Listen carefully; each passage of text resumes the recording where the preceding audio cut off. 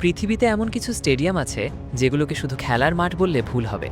কোনোটার ছাদ মহাকাশযানের মতো খুলে যায়, কোনোটার ভেতরে দাঁড়ালে শ্বাস নিতে কষ্ট হয়, আবার কোনো স্টেডিয়াম দেখতে পুরো একটা আগ্নেয়গিরির মতো।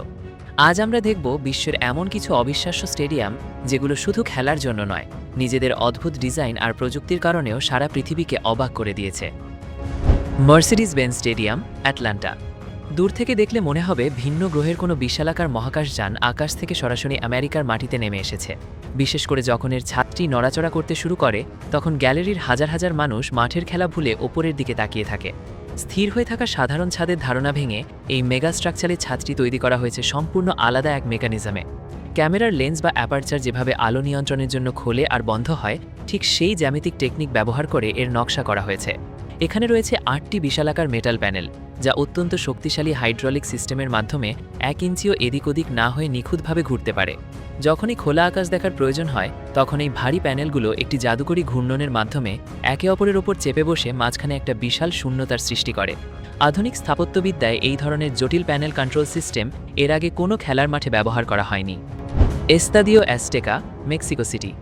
ফুটবল দুনিয়ায় এই মাঠকে প্রতিপক্ষ দলগুলোর জন্য এক অদৃশ্য মৃত্যু ফাঁদ বলা হয়, যেখানে পা রাখা মাত্রই বিশ্বের সেরা সেরা প্লেয়ারদেরও বুক কাঁপতে শুরু করে।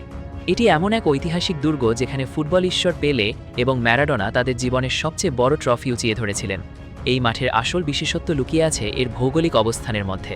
এটি সমুদ্রপৃষ্ঠ থেকে প্রায় ২২০০ মিটারেরও বেশি উঁচুতে অবস্থিত, যা সাধারণ যে কোনো সমতল ভূমির চেয়ে সম্পূর্ণ আলাদা। পাহাড়ের এত উঁচুতে বাতাসের ঘনত্ব আর অক্সিজেনের পরিমাণ মারাত্মকভাবে কমে যায়, ফলে বাইরের দেশ থেকে আসা অ্যাথলিটরা যখন এই মাঠে উচ্চগতিতে দৌড়াতে শুরু করে, তখন তাদের ফুসফুস পর্যাপ্ত বাতাস পায় না। মাত্র ১৫-২০ মিনিটের মধ্যে তাদের শরীর ক্লান্ত হয়ে পড়ে, মাংসপেশি জমে যায় এবং মাথা ঝিমঝিম করতে শুরু করে। এই প্রাকৃতিক প্রতিকূলতাকে কাজে লাগিয়ে স্থানীয় দলগুলো বছরের পর বছর ধরে এখানে বড় বড় ম্যাচ নিজেদের পক্ষে নিয়ে গেছে। ৩টি ভিন্ন বিশ্বকাপ ম্যাচ হোস্ট করার একক রেকর্ডও রয়েছে এই ঐতিহাসিক ময়দানের। সোফাই স্টেডিয়াম, লস অ্যাঞ্জেলেস। বিশ্বের সবচেয়ে ব্যয়বহুল এই স্টেডিয়ামের ভেতরে পা রাখলে মনে হবে আপনি বর্তমান যুগে নেই, বরং টাইম ট্রাভেল করে কয়েক দশক পরের কোনো এক ভবিষ্যৎ দুনিয়ায় চলে এসেছেন। এর ছাদের নিচে তাকালে দেখা যায় এমন এক দৃশ্য যা মানুষের চোখের দৃষ্টিকে পুরোপুরি বিভ্রান্ত করে দেয়।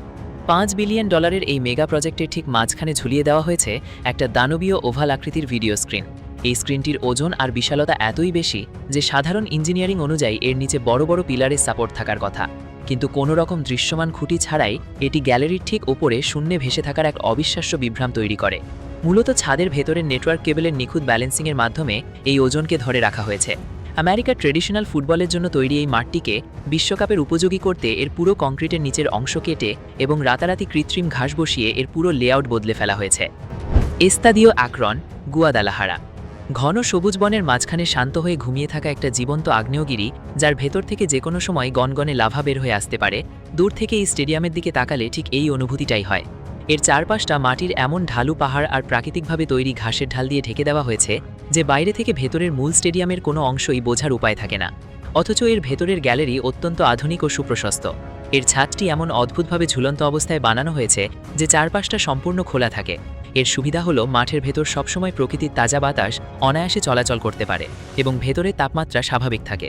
কিন্তু একই সাথে গ্যালারিতে বসা দর্শকরা সম্পূর্ণ ছাদের নিচে সুরক্ষিত থাকে, ফলে বাইরে প্রবল ঝড় বৃষ্টি হলেও ভেতরের খেলায় তার বিন্দুমাত্র প্রভাব পড়ে না।